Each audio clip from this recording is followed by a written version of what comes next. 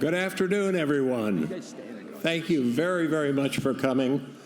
This is an important event in many respects, but in particular in the respect that this is the first Psychonomic Symposium on climate change, which, of course, we know is the existential issue of the day. We hope it's not the last, but time will tell. I'd like to give a shout out to the Carbon Neutrality Task Force at Psychonomic Society. I'll say a little bit more about it in a moment. It's co-chaired by my colleague and friend Suparna Rajaram, who is here, and by me. And here are some of the other members of the Carbon Neutrality Task Force that proposed having this symposium. And two of these people you may recognize. They will be speakers later on in our program.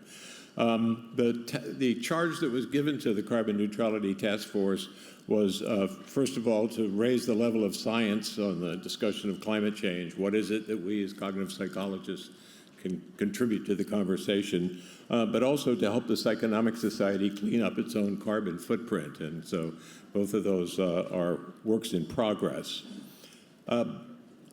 We have a extremely distinguished panel of experts who are going to be telling us things, some things that we did not know for sure before they began their work. I'm going to introduce them individually in just a moment. Before I do that, there are a couple of other things that I'd like to say. We're going to start with the assumption that everyone in this room is a scientist. And all scientists understand the reality of climate change, so we're not going to be trying to persuade anybody that it's real and not fake news or a hoax. We're going to assume that everyone knows that a good portion of the climate change that has taken place since the Industrial Revolution has been created by humans, so-called anthropogenic climate change. So we're not going to be arguing that case. And last and most importantly, we all understand what an existential risk climate change poses to humanity. Instead, we're going to fast forward on to what's more in our specialty, namely that humans are causing the problem that we are facing now, and it's human thinking, human decision-making, and so forth. That's the source of much, if not most, of the problem that we're facing. It's a little like the situation in medicine, where the largest share of the medical bill that the United States at least pays is for treating diseases that are caused by human behavior, diseases and problems like not wearing seatbelts, taking drugs, smoking, unprotected sex, and so forth.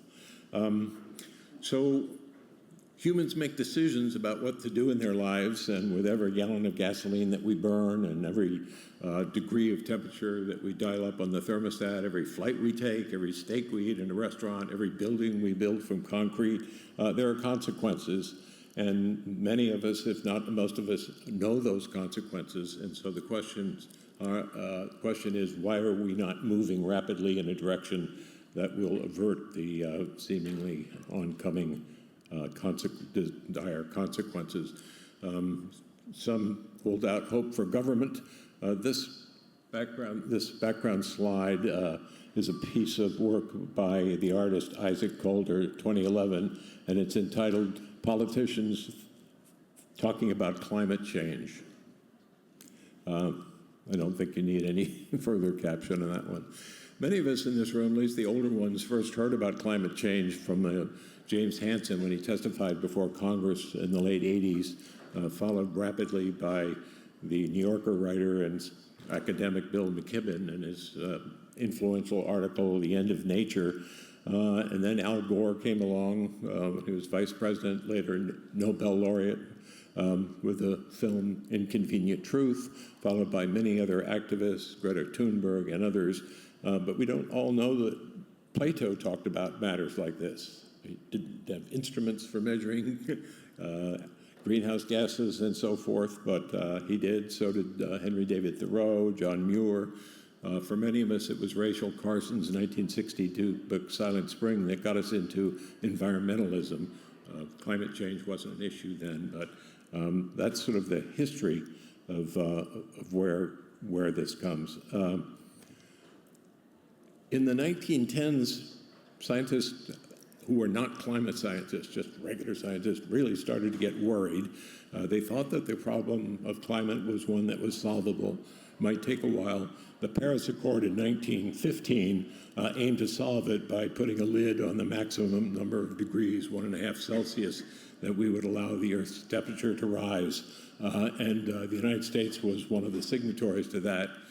2 years later, when Donald Trump became president, he pulled the United States out of the Paris Accord.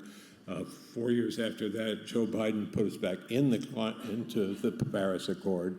Donald Trump has announced that one of his first actions will be pulling us back out again. So we've made some progress, but also some regress. The net effect is that we are not moving toward carbon neutrality. We are moving in the wrong direction. In fact, last year, 2023, the world exceeded the Paris Accord limit, and we are on track to do that again in 2024. I would like at this point to invite Steve Lewandowski, who's the chair of the Psychonomics Governing Board and also a cognitive psychologist who's interested in misinformation, particularly on the subject of climate change, to come up and say a few words, and it's going to have to be just a few at this point because we got started late. Steve. Thank you. Thank you. The reason I'm up here is because, as you may know, the board of the Society is sponsoring one symposium every year on its own accord. And this year, having done a lot of diversity and inclusion activities in the past, this year we've turned to climate change. And as Jim has already said, climate change can't be ignored, but the question is, can it be solved? And from my point of view, there are three major issues that are confronting us when we look at solving climate change. One, of course, is technology. It'll require a huge amount of change to the way we live, the way our economy is operating. I'm not a total expert at that, but from all I've seen from experts is that some modest optimism is in order, that there are solutions and renewable energies available that can help us out. The second element is politics. And I think given the current state of the world, where there is a lot of demonstrated democratic backsliding, some pessimism is difficult to avoid. You know, we need the politicians to solve this problem, help us solve the problem, and at the moment they're all sitting in that puddle there that Jim showed us. Now, the final thing, of course, that we need is behavior change, and this is where psychonomics comes in. When it comes to individual behavior, a lot of the speakers today will have some insights on how that can be achieved. But then, of course, we also need to look at collective behaviors. And this brings me to my last point, which is that as a society, our mission is to fly around the world and meet. That is literally the mission of the society. So it is very difficult for us to escape carbon emissions for that reason. Now, just to illustrate, this heat map there is the profile of attendees at the meeting last year in San Francisco, and it tells you where people were coming from for that meeting. Now, some of us, Joe Toscano in particular, but also Jim and myself, we've turned this into an exercise of carbon modeling to figure out, well, we can't abolish the meeting, at least not with our current constitution.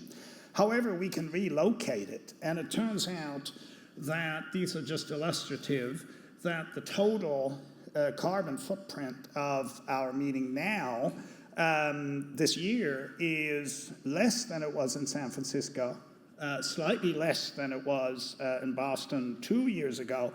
And hypothetically speaking, we could save 25% of carbon emissions compared to San Francisco if we moved the meeting to St. Louis, which is known as the New York of the Midwest. So there's an incentive there to play with this modeling, and you'll hear a lot more about that over the next few months.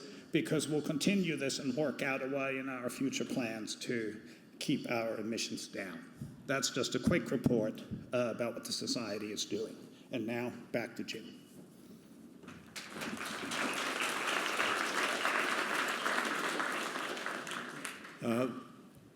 Thank you, Steve. I think given the time limitation, I will power over a few of the slides that I have. Despite the fact this is brilliant material, you all are going to have to miss. I don't want you to miss the cartoons. But what I wanted to do is fast forward to some questions that might orient you to how cognitive psychologists, how psychonomes might contribute to this problem. So here's some possible reasons why people may be taking limited or no action on climate change. One would be a belief that surely some technological solution will come along that will save us at the 11th hour like it always does.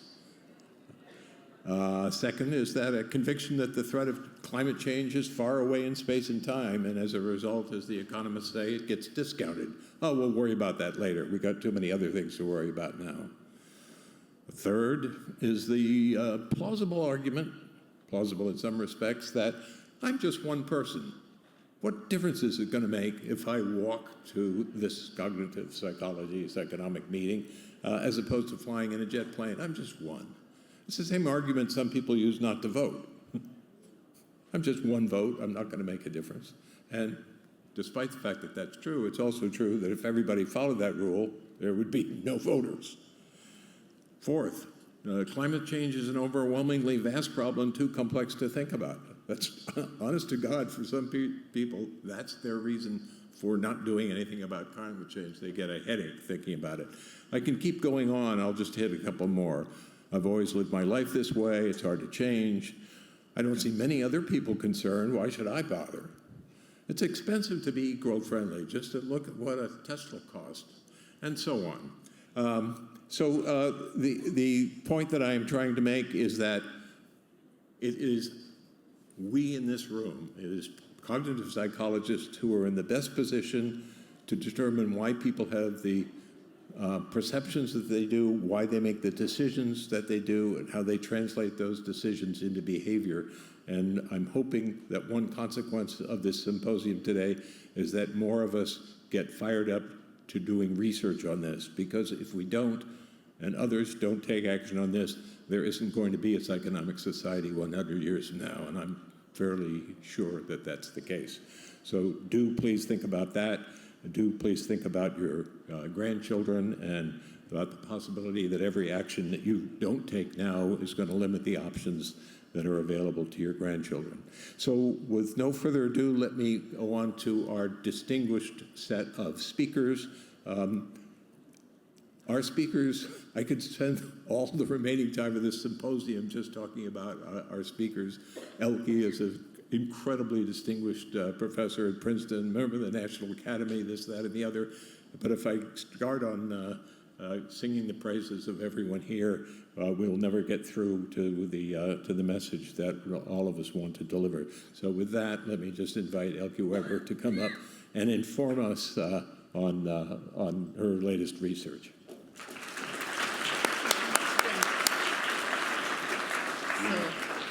No, I don't know how to get my slides up. This is the world-famous Parna Rajram. No, my slides for my session.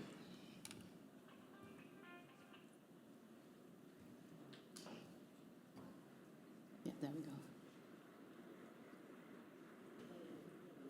Do you want to do this from the first slide? That's good. Thank you so much. Okay, we are ready to roll. So it's a pleasure to be here. And we all know that we're living in a time period that has been called the Anthropocene, to denote the fact that it's human behavior, particularly with respect to energy and energy technologies, that is increasingly shaping our environment. How are we doing on that front? Well, not so well. We are exceeding planetary boundaries on climate, on biodiversity and other dimensions, while at the same time leaving large portions of humanity behind. There's large income, wealth, and energy access inequality, both within and between countries, the global north and the global south. These challenges are well documented, both in the UN Sustainable Development Goals and in the reports we're getting from the UN Intergovernmental Panel on Climate Change every 5 to 7 years. So for this audience, psychonomes, cognitive psychologists, let's talk about the humans in this process. Who are the decision makers that are assumed to be making decisions with respect to energy, energy policy, energy consumption in policy fora? Well, the assumption in political science, in policy, about human perception and comprehension, about decision-making, are either implicit or missing. And the implicit assumption is one of rational updating and rational choice. Homo economicus, as we know him or her.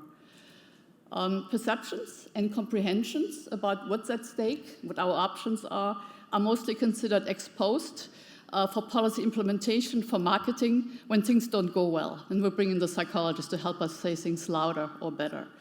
It's interesting that it took up to the 5th assessment report in 2014 of the IPCC to even mention non-rational decision processes. We had to smuggle them in a chapter on risk management.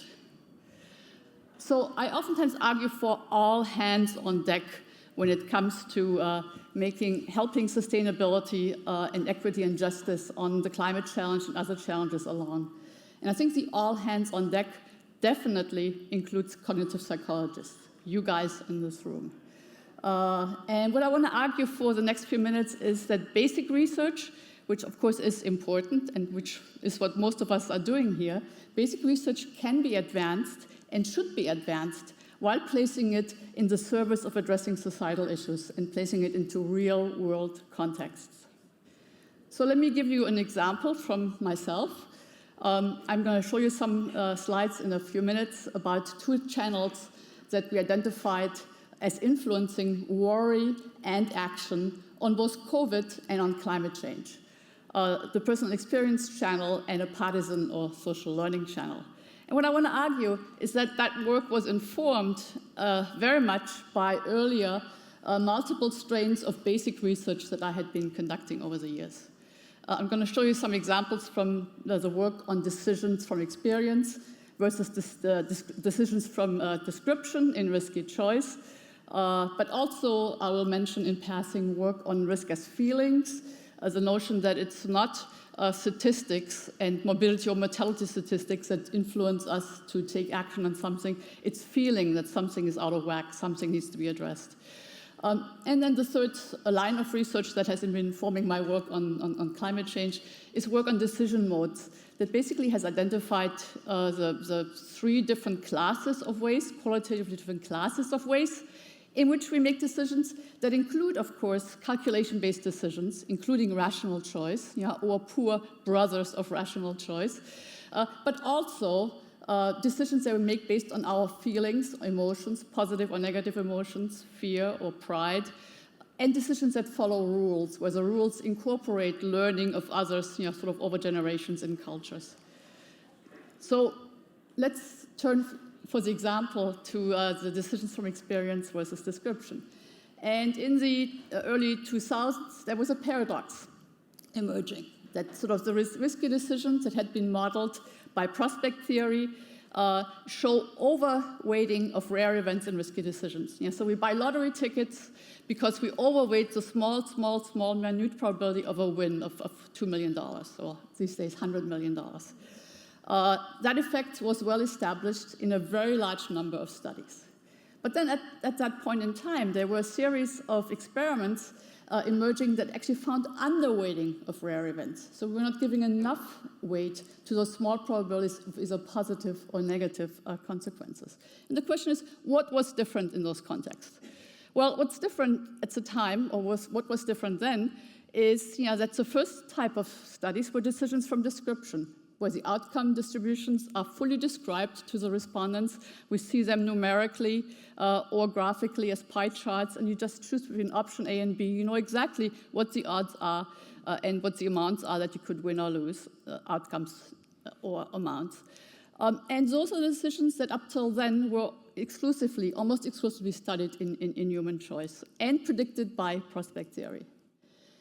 At the time, then, the other type of decisions that showed the underweighting of rare events were decisions from experience, where the outcome distribution is initially unknown. You draw a card from a deck of cards, but you have no idea what that deck of cards actually looks like. You have to repeatedly sample to figure out what the outcome distribution is in those decks, or other contexts, sort of foraging in environments with uncertain consequences. And those had been, until then, almost exclusively studied in animal choice. You cannot tell your dog there's a 0.5 chance of a bone in this corner or none otherwise. But he or she will learn. It will learn if it gets enough exposure to this. And just to make a long story short, what we found in this series of studies involving many other people, not just myself, is that there's no question that decisions from experience differ from those when a decision is completely described to you. So there's something very different about personal experience. And one thing that differs, as I already told you, is the impact of rare events. We also found that the coefficient of variation, which of course the statisticians in the room know, it's the standard deviation divided, normalized by the expected value, not just absolute variability, but relative variability, is a far better metric of risk than the variance of standard deviation in those contexts, especially for decisions from experience. And that started a whole series of research on compared to what, that documented the importance of reference points, which, as you know, is also a big innovation in prospect theory relative to expected utility theory. So how does this relate to my more recent work? And so let me just sort of say something about COVID-19 and climate change. They have a lot of similarities. They're both global issues that require international cooperation to solve them, rapid government response, behavior change, and behavior change with a recipe that the upfront costs are for sure there, and they have to be taken to avoid negative future outcomes that are only probabilistic and can be discounted. They have differential risks and impacts based on sociodemographics and socioeconomics. And the nature of the threat is largely unobservable at the time of decision. There's a lot of deep uncertainty that needs to be resolved, more for climate change than for COVID-19. At least with COVID-19, you find out 5 days after the fact whether you should have gone to that wedding or not. With climate change, it takes a little longer. Initially, when COVID came on, we thought, well, this is great. We can learn a few lessons on how to navigate these kind of issues. Turns out we didn't do so well with COVID as well. But how do we make decisions under deep uncertainty when we don't know what the odds are? We don't even know what the possible outcomes are down the road, and there's sort of no way, no light in sight to figure out what these values are. How do we deal with those? Well, sometimes we deal with those by processing immediate personal experience.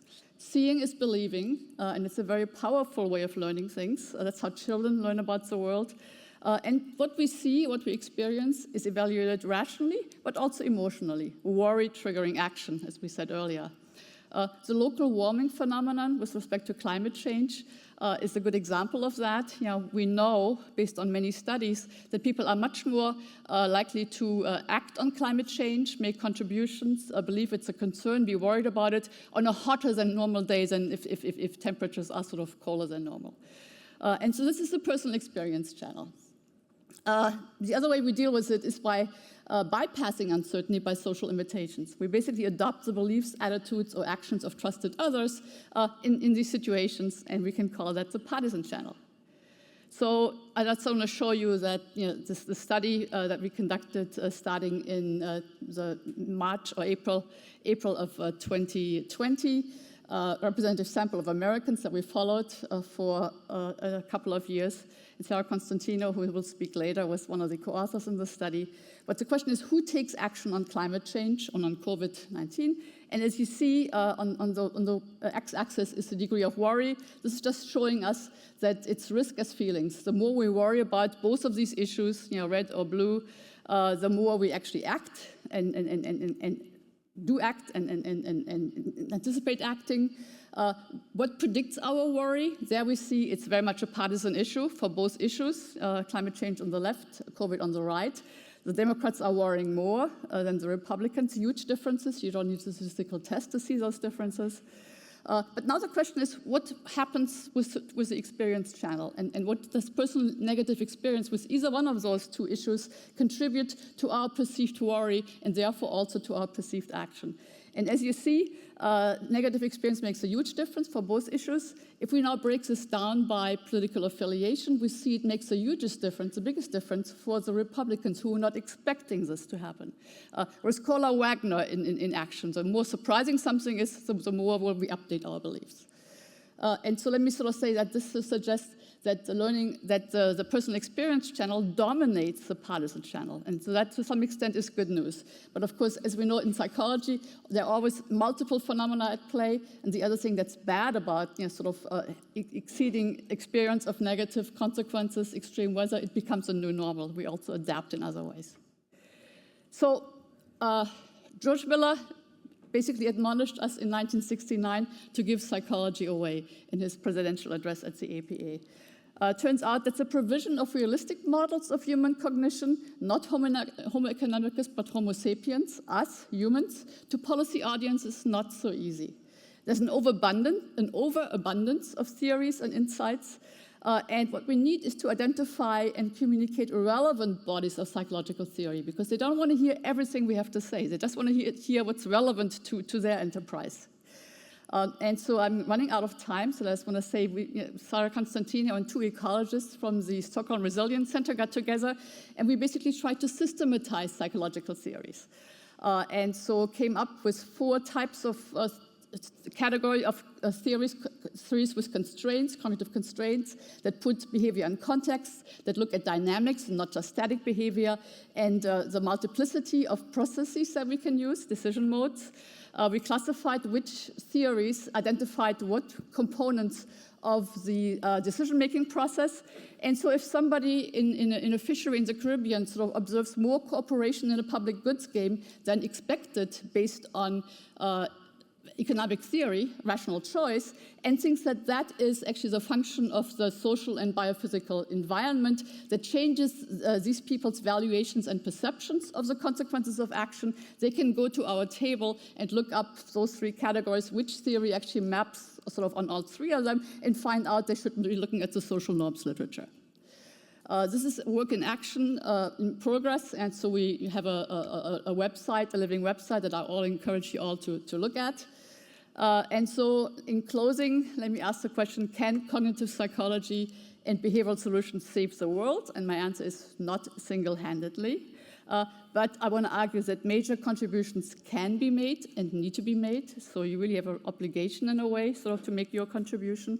At the same time, we should be aware of false dichotomies in this process. And I think one false dichotomy I addressed in my talk, at least a little bit, is that between basic and applied research. It's really not a good way to think about it. There's also recent discussions about I-frame, individual frame versus S-frame interventions, and Sarah Constantino will say more about that.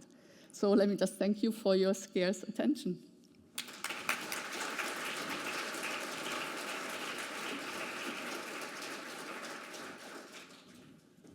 Thank you, Oki. Our next speaker is Ben Newell, and as Ben makes his way up to the platform, let me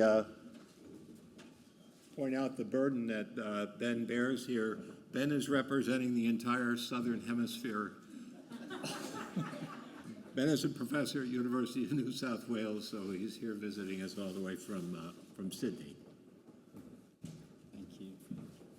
Thanks very much. Thanks for the opportunity to speak and for the Society to organise this fantastic symposium. So, as Jim said, I've come here from Sydney to talk to you about what we can do to reduce our impacts on the planet. You might think that that's a bit of a ironic or foolish thing to do. So just for a bit of audience participation, here's my journey. How many tons of CO2 emissions do you think I emitted to get here and back again? And if you don't know the answer, reflect on why you don't know the answer. 4 tons. Correct answer is 6.9 tons. Does anybody know what the average American yearly emissions total is in tons? Excluding the front row, because they might know. Well, the carbon calculator that I went to told me it was 16.9 tons, 16 tons. So I've taken a fair chunk of my yearly amount by coming here. You can perhaps judge at the end whether you thought it was worth me making the effort. I hope it was. So that was my journey. My other journey, and I just put this in for context, because what I want to talk about here is the things that we can do, not just in terms of our research, but just more generally as members of a learned society, what we can think about doing to address climate change. And so I followed a trajectory which I expect is quite similar to many people in the room. Did an undergraduate in psychology, did a PhD in cognitive psychology, postdoc in JDM, carried on through, got a faculty job. And over the last few years, I've started to get more and more interested in the application of our science, notwithstanding the distinction that Elke just mentioned between basic and applied being a kind of false dichotomy. But over time, I've built more connections by doing that. I've thought more about interdisciplinarity. And in the last year and a half, I've taken on a role directing this interdisciplinary institute on climate risk and response at my university, UNSW in Sydney. And I'll talk a bit about that as we go on. So if you break down the standard roles of us as academics, then we have research, we have teaching, and we have service. And I just want to point out a few different things, examples from the kinds of things that I've been involved in, and the types of things that maybe we could think about doing as a community in a society. So in research, we just heard direct from Elke the kind of conclusion that she and Sander van der Linden came to in this paper that was published a couple of years ago about behavioural science solving the climate crisis. And there's a clear point here that, yes, climate change involves human behaviour, so we must be involved in it. But the answer on the other side is that, we can't do this in isolation. It's something that we need to do collaboratively, interdisciplinarily, but we have to include behavioural scientists in this work. And so in terms of research, there's different things that one could do. One is to start to actually direct your own program of research towards climate-related, environmental-related issues. And that's what I found myself doing over the last few years. So this is some examples of some of the papers I've published, some taking that track of, for example, work on the experience description gap and how that might apply to climate-relevant behaviours. We can also look more broadly and use our skills in how we understand the decisions and judgments that people make, or the perceptions that people have, and use our skills in analysing those kinds of data.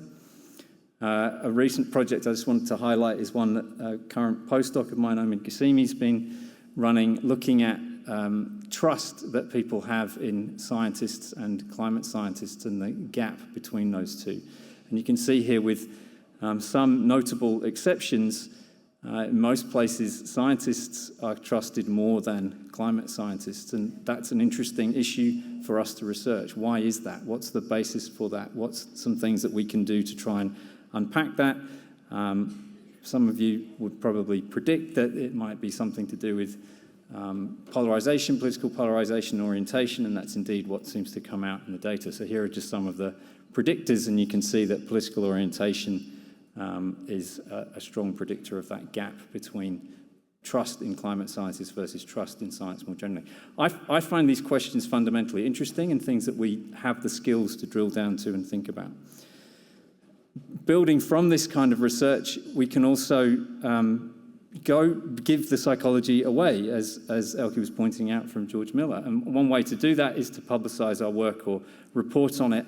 I found a very useful medium for this is the online newspaper, The Conversation, which is a publication which is basically written by academics but edited by journalists. And they're very good at taking your pitch, your idea, and then translating it into something that is more directly accessible and readable by the media. And I think that's a good way to do it. And these are just some examples of things that I've written recently that either build on pieces of research that are currently topical, currently being published, or picking up on current issues in the community that might be affecting our willingness or ability to do something about climate change. A final one on research I wanted to mention is this initiative by colleagues in the UK that's called the 1 in 5 project. And the quote here sort of demonstrates what they're trying to do. They're highlighting that in the UK, at least, in final year undergraduate, everybody supervises quite a few undergraduate theses, projects, and they're pointing out that, you know, if you just thought that maybe 1 in 5 of those projects could be focusing on some kind of environmental challenge, be that in collaboration with other colleagues in other disciplines, then that would start to maybe build some more momentum and help us to think about other innovative ways to address these broader issues. This is a completely voluntary setup. The information for the 1 in 5 project is there, and you can contact them. You can get ideas from them. You can find other people to collaborate. I think it's quite a novel and a good way to, you know, if you're feeling, I'd like to do something, but I don't know what to do, I don't know how to do it, this is a way to facilitate that.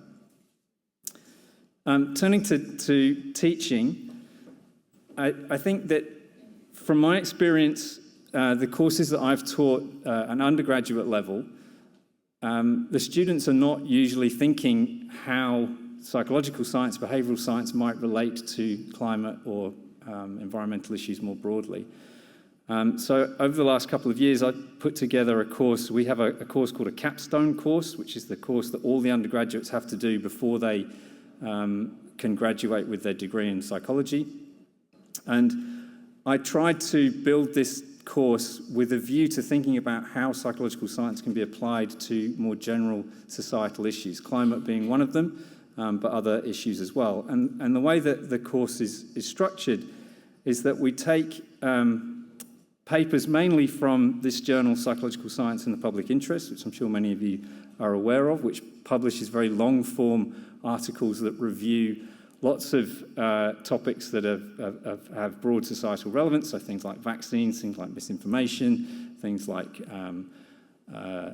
responsible consumption, and really dives deep into the literature on those things. And in the course, what we've done is we've tied papers from this journal specifically to the UN Sustainable Development Goals. The UN Sustainable Development Goals are 17 goals that were proposed in 2015 to address significant development problems. Some of them don't really lend themselves to psychological studies. Life underwater is a tricky one to try and link into undergrad psych, but many of the other ones do link very well, and part of the program is to show this kind of interconnectedness between these different goals. So the students get to play with this Kumu map where they can link lots of different goals and targets and sub-goals to figure out how I might address these things using my science.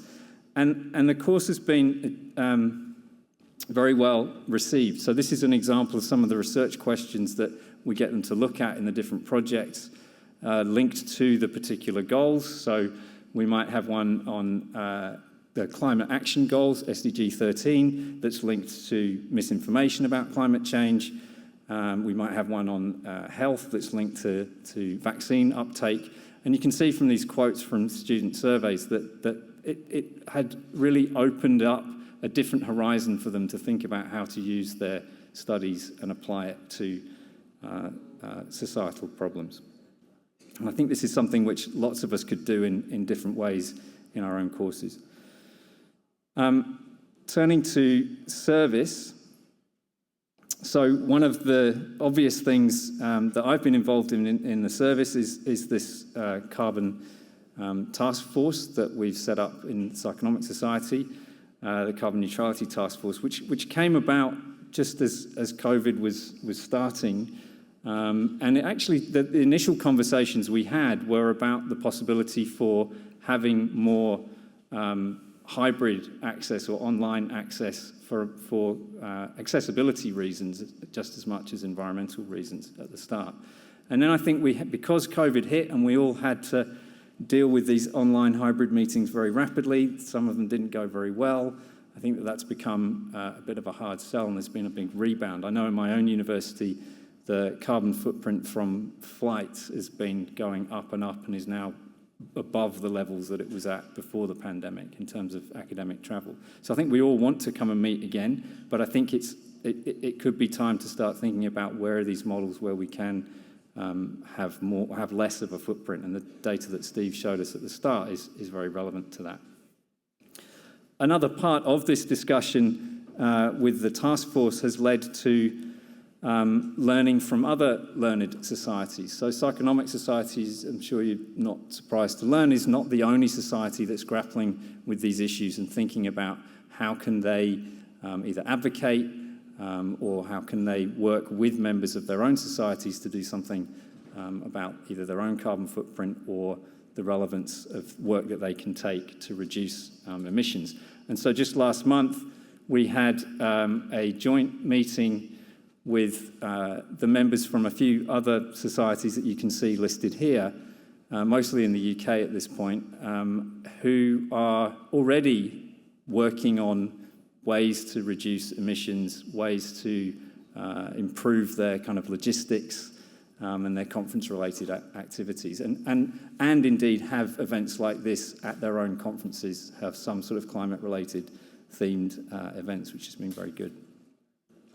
So I think there will be a lot that will happen in that area over the next few years, which is terrific.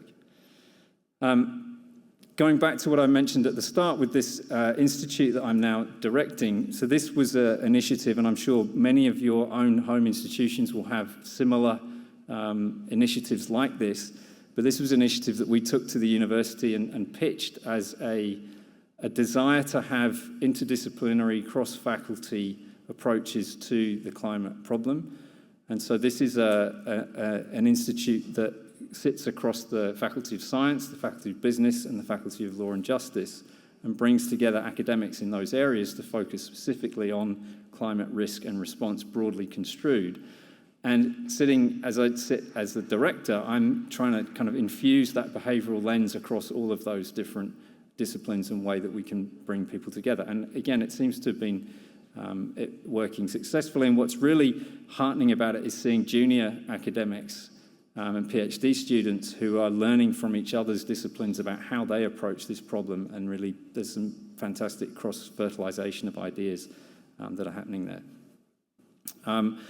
And I think that we are reaching a bit of a tipping point, a bit of momentum in thinking about how we can work on these issues as a society or as a particular focus of cognitive psychology or cognitive science. There's precedence of this paper nearly 5 years ago now by Adam Aaron that was in Trends in Cognitive Sciences, pointing out how the climate crisis needs attention from cognitive scientists. And much more recently, there's this paper that came out in Nature Climate Change just last month, which is all about climate change engagement of scientists. And they did a survey asking people what level of engagement do they have in these topics? Do they feel, what are the barriers that they feel in front of them about not being able to engage or not wanting to engage? Is it lack of community? Is it lack of knowledge? Is it lack of skills? Or something else. And I think that's an interesting paper to see how the landscape is developing and where the barriers that people feel are holding them back, but also the successes and the momentum that we've had already. And it's interesting, looking at that paper, it kind of overlapped with many of the things that I've just talked about, where they talk about increasing engagement at the end of the paper.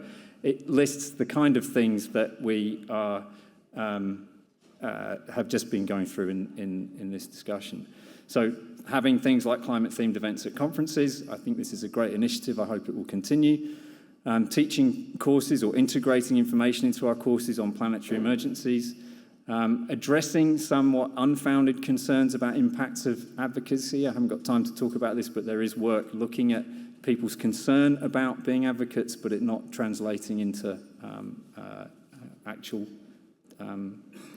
sort of backfire. Promoting interdisciplinary approaches and doing things like addressing people's lack of time or concerns or concern about repercussions. And I think one ultimate thing with that is to really think about how this translates into tenure track and promotions and recognition for engaging in that kind of interdisciplinarity and thinking beyond perhaps just the publication in the high impact paper. I think I'm out of time, so I'm going to finish. I'm going to leave the last word to a former US president and point out that it's something collective, and we are that collective. Thank you.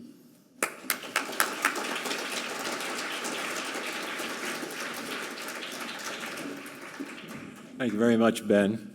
Our next speaker is going to be Bob Cialdini, who is a distinguished scholar, member of the National Academy of Sciences, but also is a best-selling author. Bob is recognized as the most expert person working in the field of influence and persuasion, which is certainly an important component of what we're trying to achieve with climate change. Last time I checked, his book on the topic, titled Influence, had been translated into 44 different languages. I'll give you an idea of the impact that he's had. So, Bob, please take the stage, and your PowerPoint is ready to go.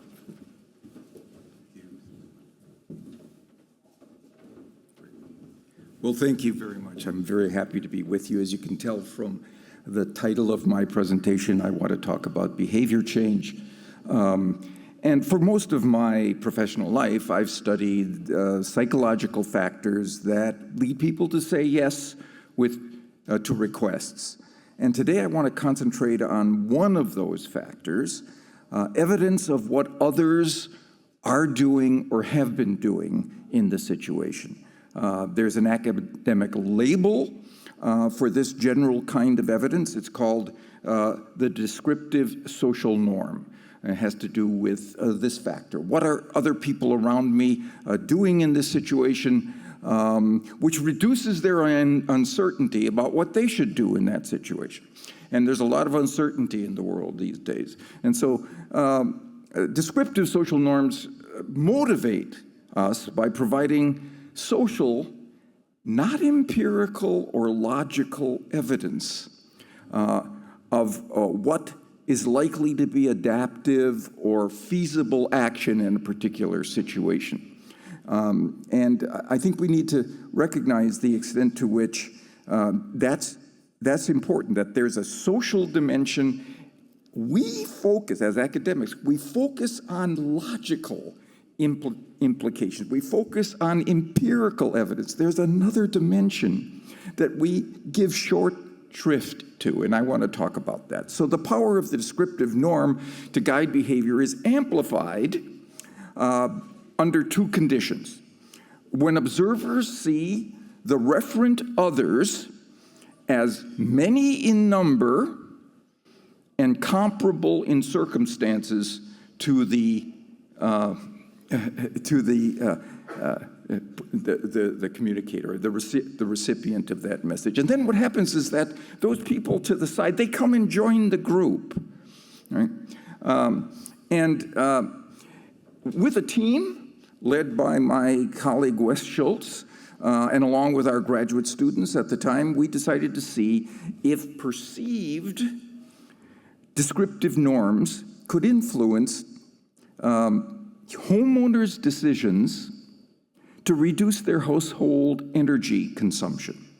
So for once a week for a month in a San Diego suburb, we went to doors in that and put door hangers on each of the doors that had one of 4 reasons for reducing energy conservation there. People need their reasons, right?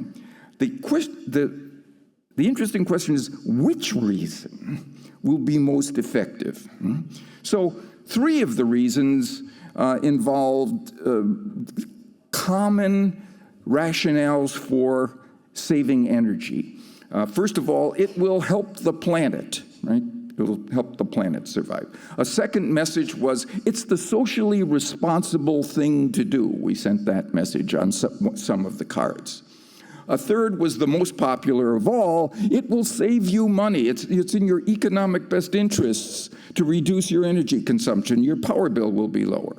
And then the fourth one played the social proof card, or the descriptive norm, the normative card. It said, on the basis of some surveys we had done in similar neighborhoods, the majority of your neighbors try to reduce energy in their homes every day. Okay, so now, then, after a month, and during that month, by the way, we sent undergraduate research assistants armed with labels and certifications from the local power company into the backyards of these people, braving rogue watering systems and hostile dogs and so on, to read the meters. So we had actual evidence of what happened. And let me show you what happened for two control conditions in terms of the energy consumption, kilowatt hours per day. These two control conditions, one was a group of people who never got any hangers. The second was a group of people who got a hanger but didn't give them a reason. It just urged them to conserve energy in the home. You don't see two bars here because they were exactly the same. Imploring people to save energy was the same as nothing. Save your money. They need reasons. Okay, so what are the reasons? How do they come out? Here's the result of the control. Here's the result of what happened from asking to protect the environment. A small deflection, not significant. Here's benefit to society. Same thing. Here's saving money on your bill. Right? Nothing. Here's what your neighbors are doing. 3.5 times as much. By the way, we confirmed these results, that it wasn't just our research assistants checking and then going and claiming that they checked it and then going down to the Starbucks, right? No, because we got the data later from the utility, and there was a 97% correlation between what our research assistants did. And I'm happy to say that in the conduct of this research, no undergraduates were harmed or sacrificed in the conduct of this work. But it's clear, right, that we were able to dramatically do this not with any evidence or logic, just social evidence. People follow the lead of those around them, like them. Remember, it's similar others and comparable others. So how do we scale this up to some sort of a national kind of impact? Well, we did it by using the private sector. I'm a behavioral scientist. I was trained as a social psychologist. I never thought that somebody like me would partner with the private sector. That's for other science. That's for engineering science. That's for chemists and biologists and physicists and so on. All right. How did I get access to the private sector? During my office hours, I have slots that people assign, and two entrepreneurs who had heard about my research got on my office hour list, between Brandy, with an I, who was complaining about an item on the midterm exam, and Andy, who was complaining about a different one. And these two guys came and they said, we read this research, we're entrepreneurs, we just sold our companies, we have a lot of money, we want to start a startup that reduces energy consumption in the home. Will you be our chief science officer? And I said, No, because I got all these Andes and Brandies that I have to deal with. Plus, I got my graduate students, Vlad and Josh and Petya, and I've got my colleagues. Like these, I got to show them what we're doing with my research. I don't have time. And they said, well, look, how about instead of being a full-time or even half-time, would you just spend 5 hours a week working on this? And then they said, and besides, you're committed to the environment. We've read your research that says you want, well, we'll instead of paying you, we'll pay you in options. They're worth about 16 cents. By the time I was finished, they were worth about 32 cents. We will pay your consulting fee, 5 hours a week, every week for 3 years. You'll do this for 3 years, and then with those profits, you can set up a foundation to support environmental causes. And I said, where did you get these ideas? They said, Dr. Cialdini, we read your book. So what am I going to do? I have to walk my talk. So I said yes. So I served as the chief science officer for this company called O-Power, and we created a set of messages to send to the customers of utilities, of power companies around the country. There's now 100 of them. And here's what it looked like. These may look familiar to you because a lot of people are getting them now. And instead of saying, here's what you did last year in terms of last year or last month, here's what you did this year, we said, here's what you did last month, here's what your comparable neighbors did. Here's what the people with the same size homes, same number of bedrooms, and same number of, same heating and cooling systems. Not only is it the many, it's the comparable. It's persuasion. It's not persuasion, it's persuasion. It's what people just like you are able to do. Not only is it the right thing, because a lot of them are doing, it's feasible. If they can do it, you can do it. All right? So here are the outcomes. Now, turns out that O-Power was purchased by Oracle for $16.50 a share. So for 45 minutes, I was wealthy. Not Wall Street wealthy or Silicon Valley wealthy, but Tempe, Arizona wealthy. I was Tempe, Arizona wealthy. But because we had made a commitment, my wife and I, we now had that money took 45 minutes to be transferred into a foundation for where we support these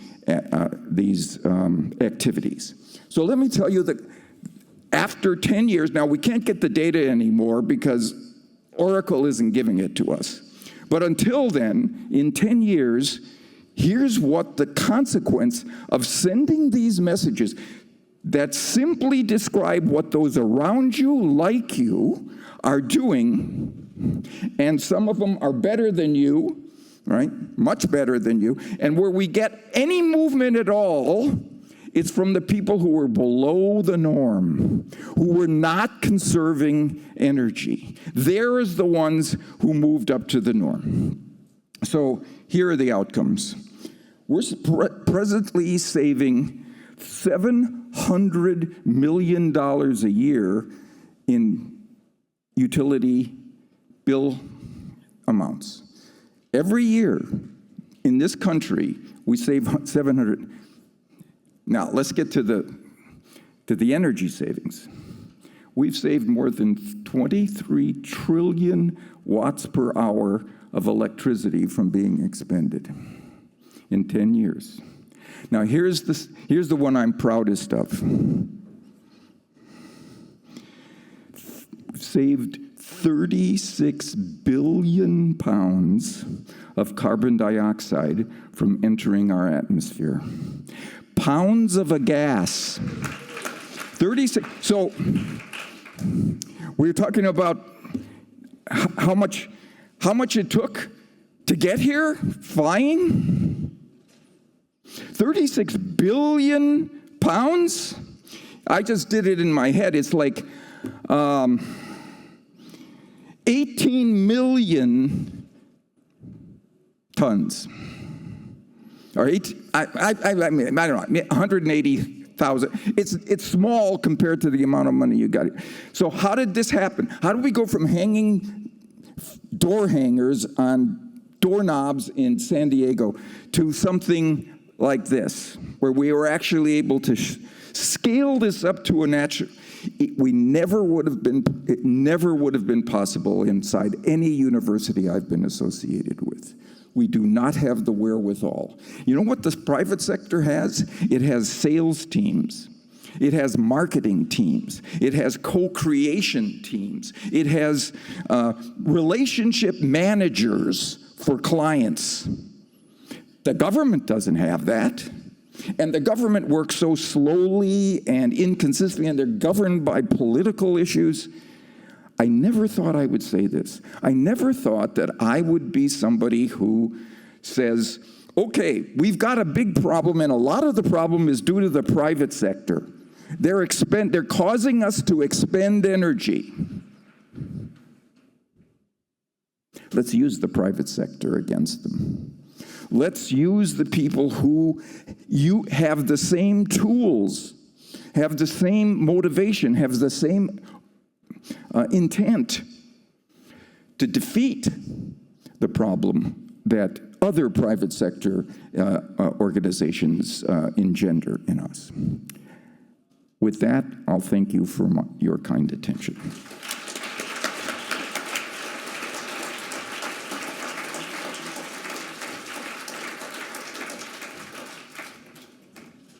Thank you very much, Bob. Our next speaker is Sarah Constantino. So Sarah, if you could come up, and Suparna, if you could come up. Sarah gets the award for the person undergoing the most radical transformations in the shortest period of time. She has switched states from Massachusetts to California. She's switched institutions from Northeastern to Stanford. She's about to have a baby and all that, and yet she's here to speak with us. So that's dedication. So she is now an assistant professor in the Department of Environmental Social Sciences. Environmental Social Sciences at Stanford. Sarah Constantino. Thank you. Okay.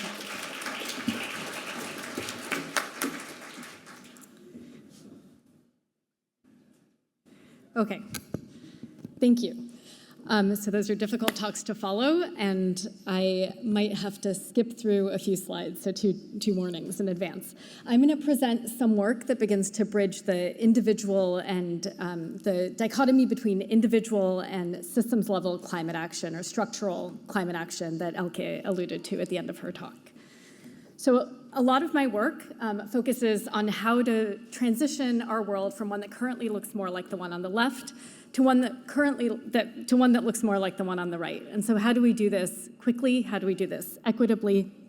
To do this, we're going to need structural level changes. We'll need changes to our infrastructural systems. We'll need policies to facilitate those changes. But we'll also need individual level behavior change. We'll need to change, reduce the meat that we consume, reduce the number of flights we take. But in public media and also in the academic literature, these two approaches are often pit against each other, despite the need for both. So these are just some articles arguing that a focus on individual level change crowds out or distracts from structural level change that's needed and more impactful. These articles on the right make the case that what we really need is behavior change, and there are impactful individual level behavior changes that we can take. And this article, many of you might know, came out about 2 years ago, is an article by Nick Chater and George Lowenstein that argues that behavioral public policy has overwhelmingly focused on the I-frame, or individual level solutions, often at the expense of structural level solutions. It's distracted us. So I'm going to argue here that these are much more interrelated and that this is sort of a false dichotomy. And I'm going to present work that starts to show some of the feedbacks between the two. Okay, so Elke and I and a bunch of other people responded to this article, and we've also written other articles arguing that to address climate change and to understand the social change processes needed to address climate change, we need to consider change across scales, across individual, groups, institutions, and the natural systems in which we're embedded. So some of the reasons for this are that some behavioral changes will be necessary, as I said, but structural changes also need public buy-in in order to be effective. Individuals are socially interdependent, as we just heard, and that means that small changes can have a big impact. And also, structural change doesn't happen in a vacuum. Politics responds to publics, and groups can demand or impede structural change. So considering these cross-scale feedbacks can inform how we design policies and also help us identify leverage points where we might intervene and have outsized change in a system. And we can do this by collaborating as cognitive psychologists and as behavioral scientists with climate modelers or people modeling broader social systems. So I'm going to briefly overview a bunch of research, my own and other people's, probably skimming through some of the figures, but feel free to ask me about them after, and the references are all on the bottom, that looks at these three different kinds of feedbacks. The first is a feedback between individual level climate concern and action and natural systems. The second is climate action, social norms, and social feedbacks. And the third is climate action and institutional or policy feedbacks. So starting with the first, as I mentioned already, we know that some individual behavior change is necessary, if not sufficient, and it can enhance the effectiveness of structural interventions. But a valid criticism has been that we might have focused historically on individual change that is less impactful. And so ongoing research has turned to focus on which behaviors are most impactful, which ones are we most able to change with the interventions we have. And this might involve considering tools beyond simple nudges and also heterogeneous responses to interventions. So this is all active research that many people are working on, looking at how we can increase pro-environmental behaviors. But the reality is that the status quo is still substantial inaction on climate change. And so one question that I've asked in my research, along with many others, is how do we mobilize that action? Will growing experience with climate change through extreme weather events that are increasing in severity and frequency increase climate action? So I don't have to describe this in detail. Elke described this study, but what we find and what many other studies find is that experience with extreme weather increases climate concern, can increase support for mitigative policies and adaptation policies, can also increase behavioral intentions, pro-environmental behavioral intentions, as well as actual behaviors, though the effects on behavior are a little bit more mixed. These dynamics were recently, in 2018, integrated into a well-known climate model, the C-ROADS model by Brian Beckage. And in this model, he uses the theory of planned behavior to try and understand how people's risk perceptions will increase as extreme weather increases and how that, in turn, might alter people's emission-relevant behavior. And what he finds in this paper is that introducing this model of human behavior into this climate model increases the uncertainty in the global mean temperature projections at 2100 by the same magnitude that the physical processes, the uncertainty introduced by the physical processes. So human behavior has a big impact on these predictions. But how we learn from these extreme weather events is complicated, it's nuanced, and it's an area of active research. And so there are many different sort of factors that influence this behavior that I think are very fruitful for cognitive psychologists to weigh in on. So for example, how do people attribute the causes of extreme events? Do they attribute them to climate change? These extreme events have long, complex causal chains. How you're impacted also depends on the policy environment you're in. Do people learn from direct versus indirect experience differently? Does the type of event matter? How do people habituate to these events? How do their pre-existing worldviews impact how they interpret these events? And then how are these risks distributed among different segments of the population that might process these events differently?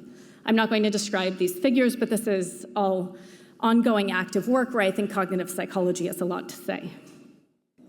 Okay, now I'm going to turn to the second feedbacks. These are individual and social system feedbacks.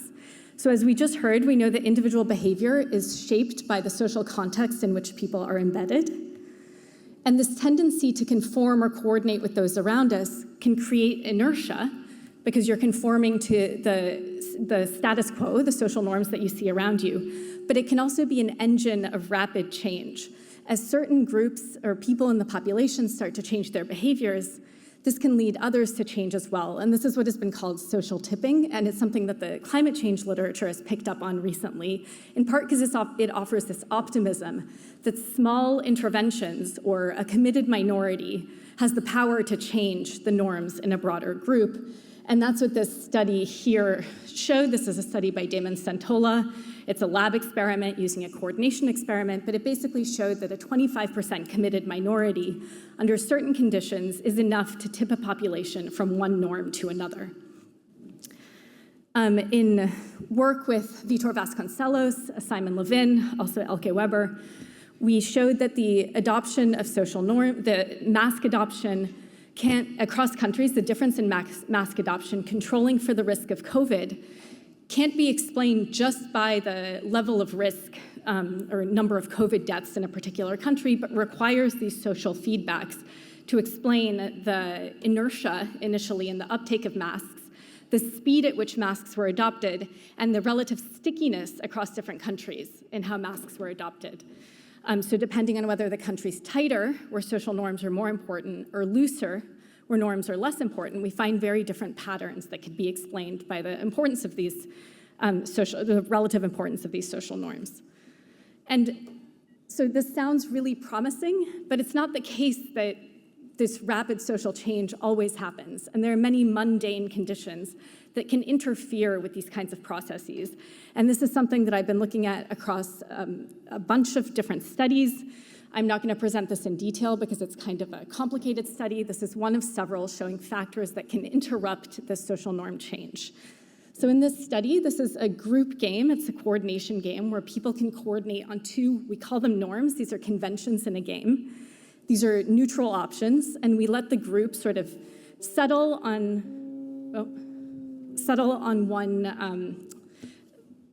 one convention, and then we intervene on half the group and give them a sort of subsidy, encourage them to switch to the alternative norm. And what we do is then see what happens with the rest of the population. Do they also switch their behaviors? Does this new norm emerge?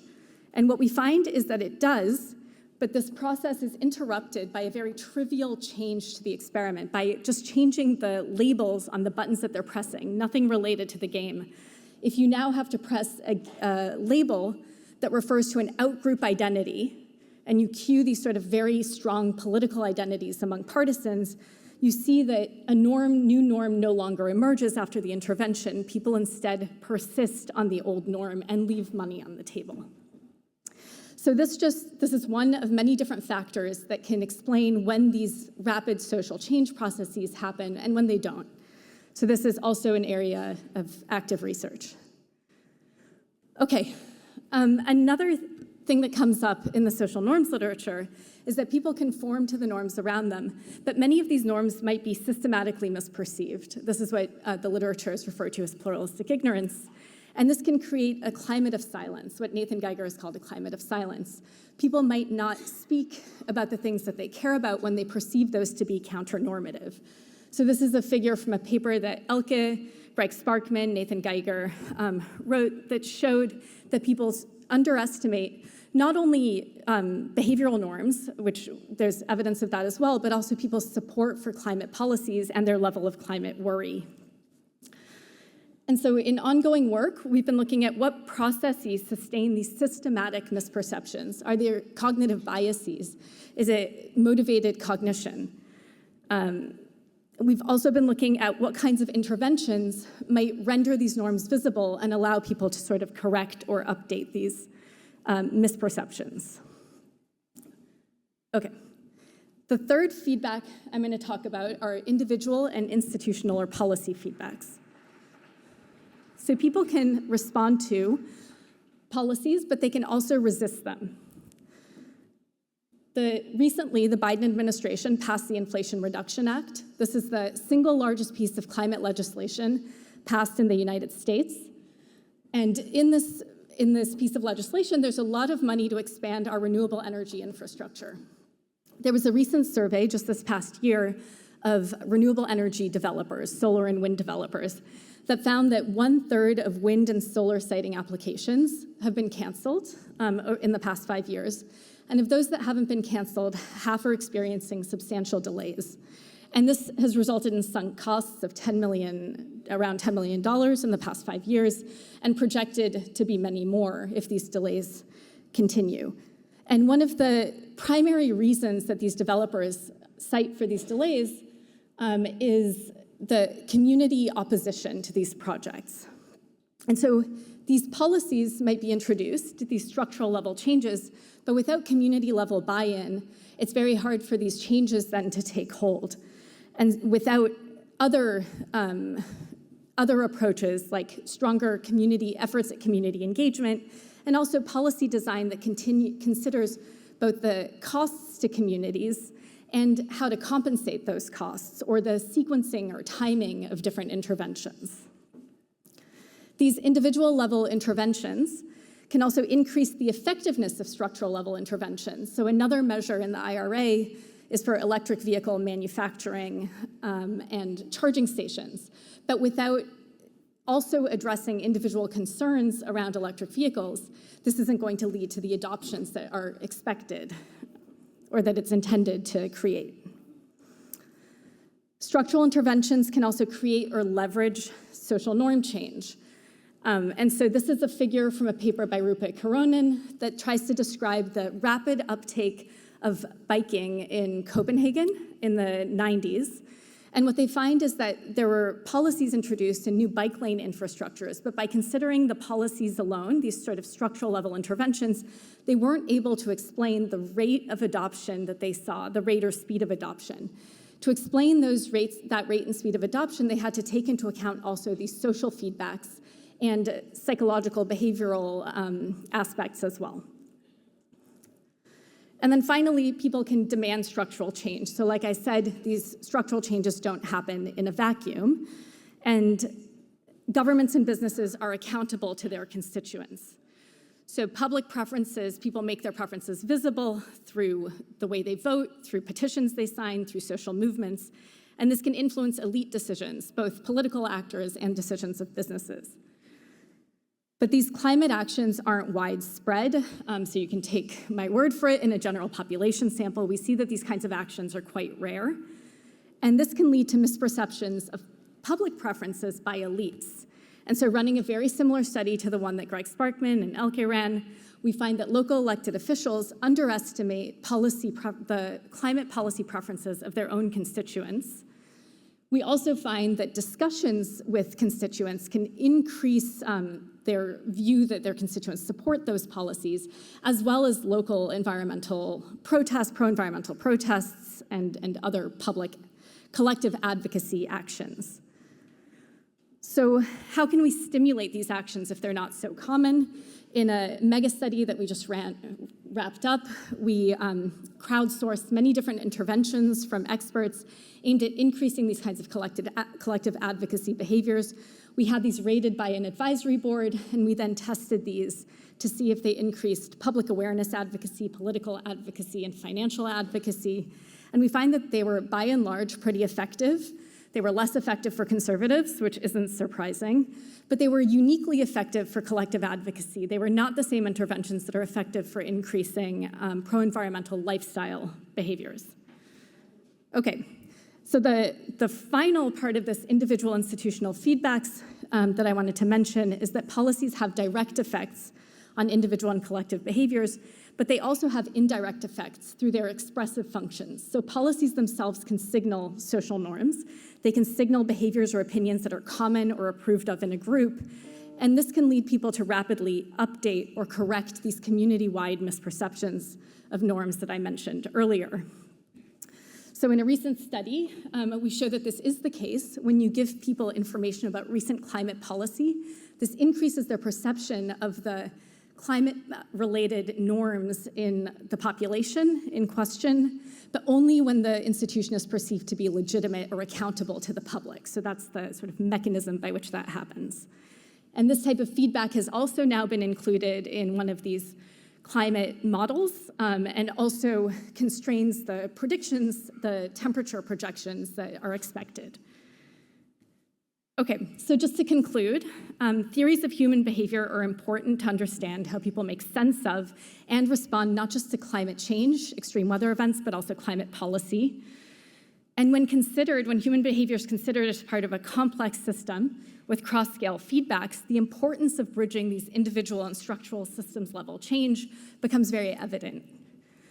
This can be facilitated through interdisciplinary collaboration with modelers, which can work to improve the representation of human behavior. This is related to the work that Elke mentioned at the end of her talk.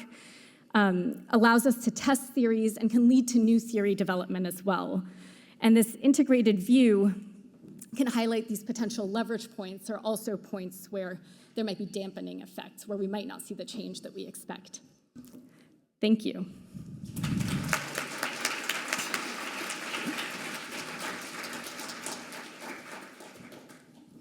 Thank you, Sarah. That was great. And good luck with the baby. And let me point out the obvious, that baby will face the consequences of climate change to a much greater degree than anyone here in this room today. Our next speaker is John Sturman. John's coming to us from up the road in Boston, where he's at MIT Sloan School of Management, and he directs the System Dynamics group there, and he's going to talk to us today about some fascinating work involving simulations. So take it away, John. Okay, so I need to move this and slide that over. All right, we're just switching computers real quickly here. Thank you, Matt.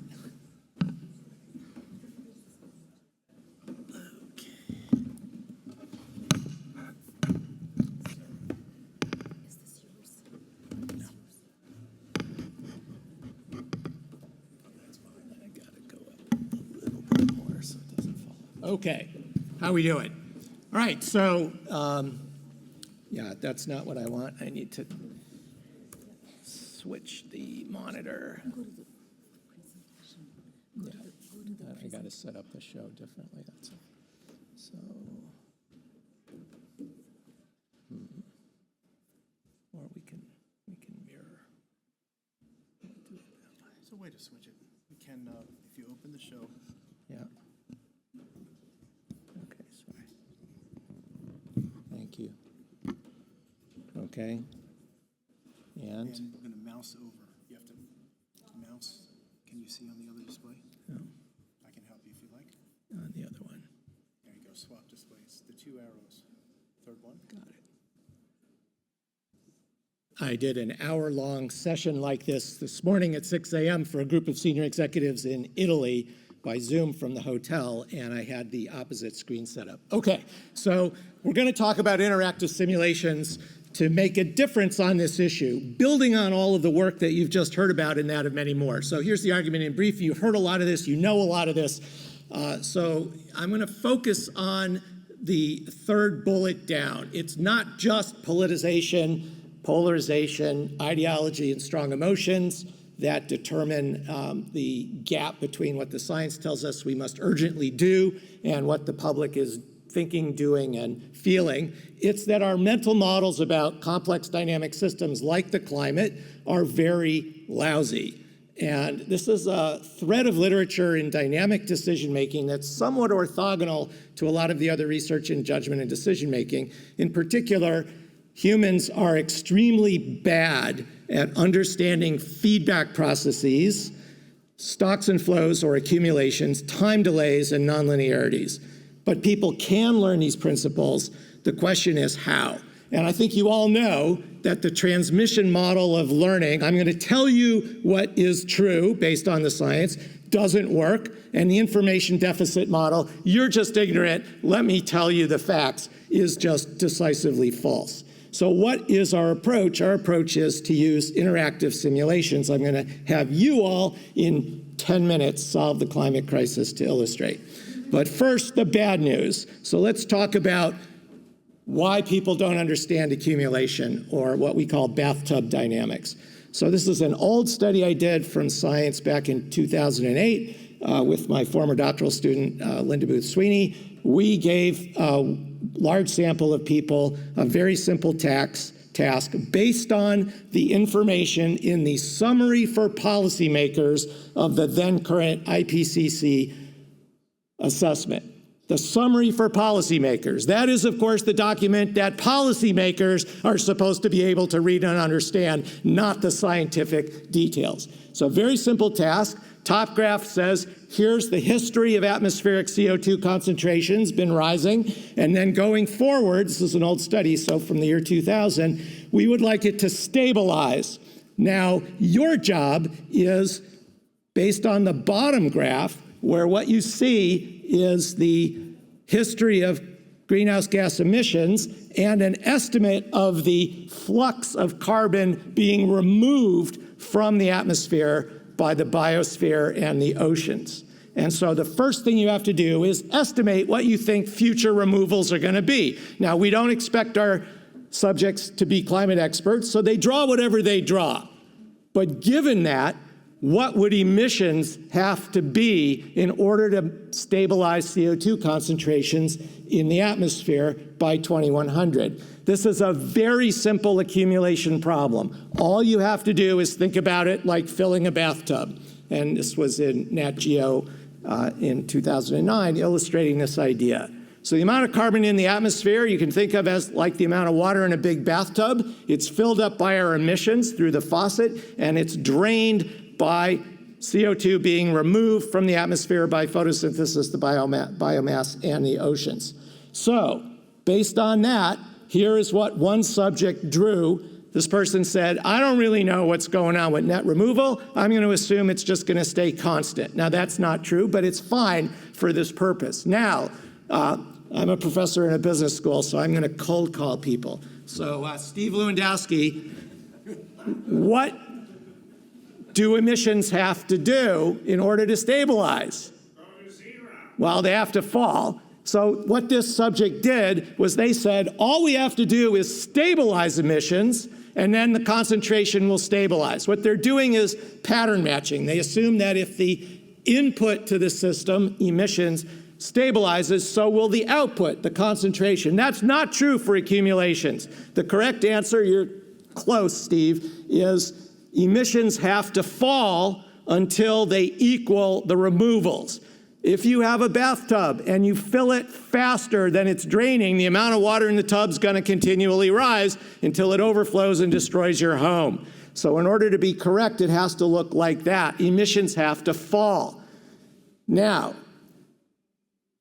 84% of the subjects of this experiment got this wrong. And what they're doing is illustrated by what this actual subject did. They are saying you could stabilize the amount of water in the tub even though the water is perpetually flowing in faster than it's draining out.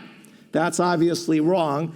84% of our subjects violated conservation of mass, the most fundamental physical law we have. These were not stupid people. They were graduate students at MIT. They had significant STEM training. 30% held a prior graduate degree, and the vast majority of those were in STEM subjects, and most of the rest were in economics or social sciences. This is a little discouraging. It's been widely replicated around the world, including in a study Ben has done. And the bad news is, well, the good news is it's been widely replicated. I guess that's good for science. The bad news is people do horribly all around the world, and this is a highly robust phenomenon. It doesn't matter who the participants are. It doesn't matter if it's climate change. You might think, well, it's climate change. It's too hard for people to understand. It happens even when you tell people, here's a bathtub. Here's the flow in. What does the flow out need to be, et cetera? It doesn't matter. Bathtub, bank balance, very simple everyday context. It doesn't go away. So it's not about the complexity of climate. It's a deeper conceptual cognitive difficulty. Doesn't matter what the information display format is. Doesn't matter if you give people outcome feedback along the way. And it doesn't matter if you give them incentives. So that's the bad news, and I don't have time to talk about how people misperceive feedback processes, time delays, and nonlinearities. They do. Extensive literature. Email me. I'll send you what you might want to know. And collectively, this means people have deep problems understanding systems like the climate. So what is our approach? Well, what we know is, I'll put it this way, research shows that showing people research doesn't work. So what we have done is we've developed these interactive simulation models. You just heard Sarah talk about one of our models, the C-ROADS model, and I'm going to talk about what we call our N-ROADS model, and this is what it looks like. It's freely available. Go to this website or just Google it, and it's completely free for you to use. It's been used all around the world. Almost 400,000 people have participated in workshops of various kinds in 171 countries. And this includes it's about 16,000 now senior leaders in governments, business, civil society around the world. I've personally briefed, so this is the humble brag part, okay, sorry.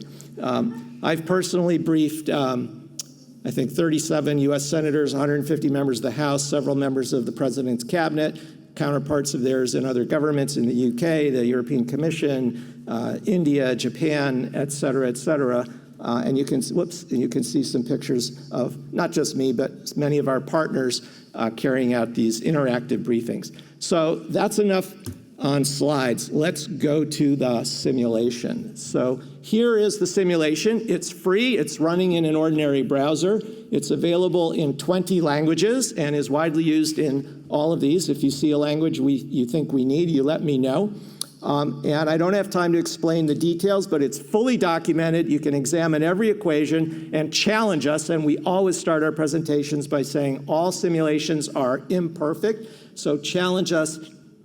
Don't just use it to explore what's going on. So how does it work? Here we see global primary energy use by source, coal in brown, petroleum in red, fossil gas blue. All the renewables are separately modeled because they have different costs and experience curves and so forth, but they're all added together as zero carbon renewable sources. Bioenergy here of various kinds and nuclear power. I don't have time to show you that the model's carefully calibrated against the historical data and integrated assessment model projections going forward. But what you see is a world going forward to 2100 with growth in energy demand, largely met by the renewables, but still continued heavy dependence on fossil fuels. That leads to this pattern of greenhouse gas emissions here, the majority of which come from burning the fossil fuels. Second biggest contributor is methane. Third is CO2 from deforestation and land degradation, nitrous oxide, and fluorinated gases rounded out. This leads to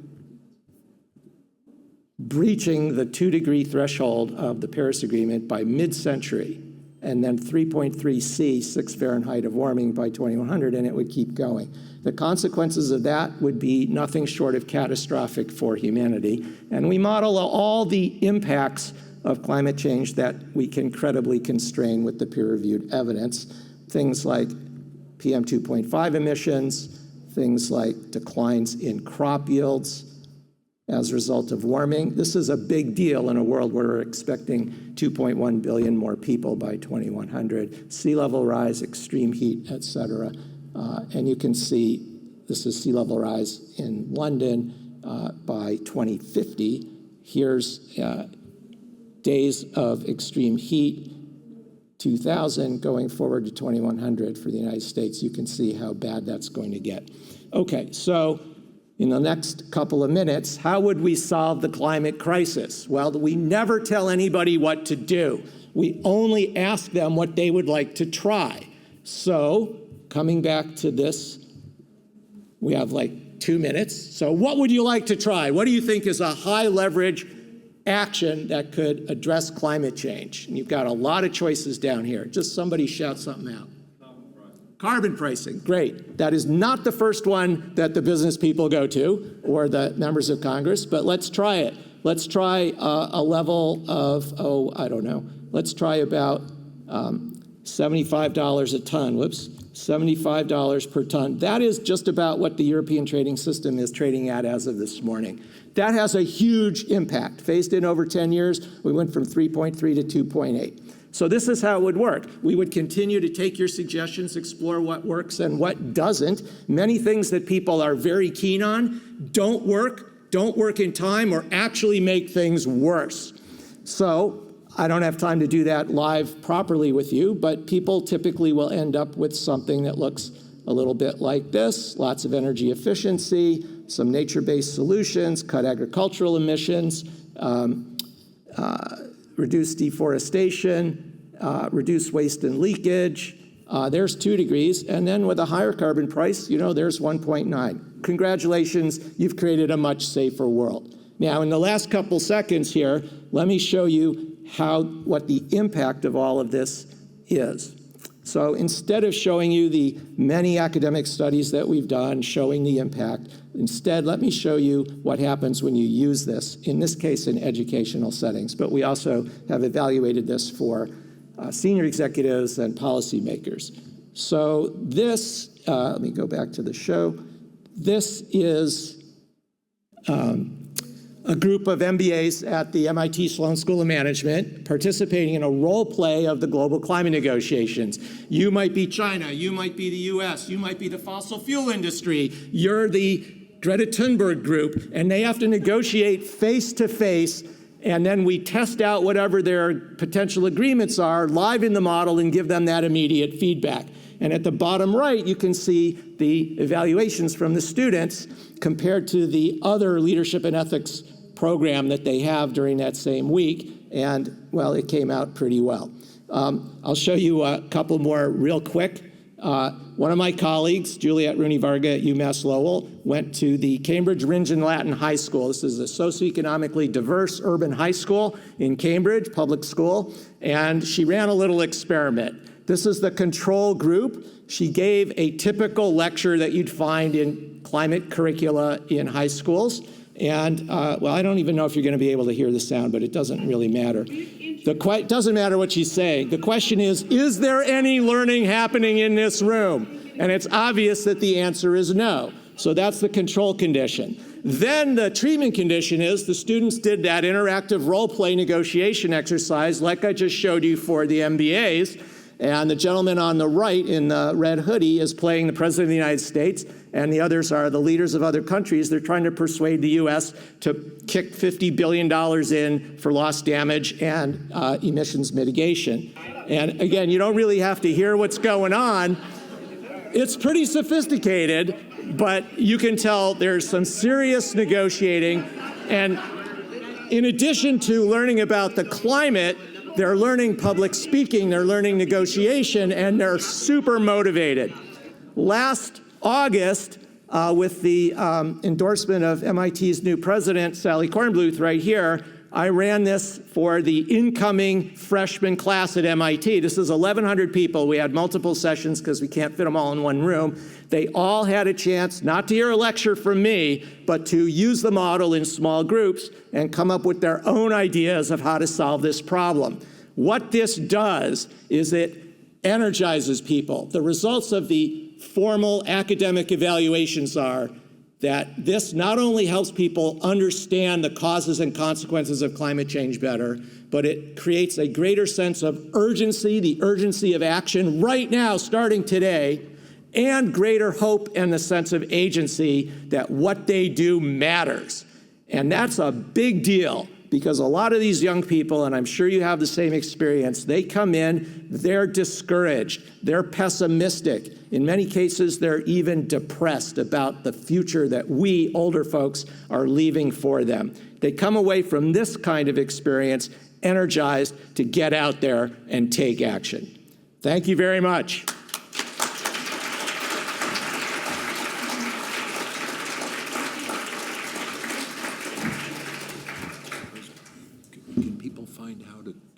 Access your simulation? It's completely free. You go to n-roads.org, or you just Google En-ROADS and you'll find our projects. Or email me and I'll send everything you need. Okay.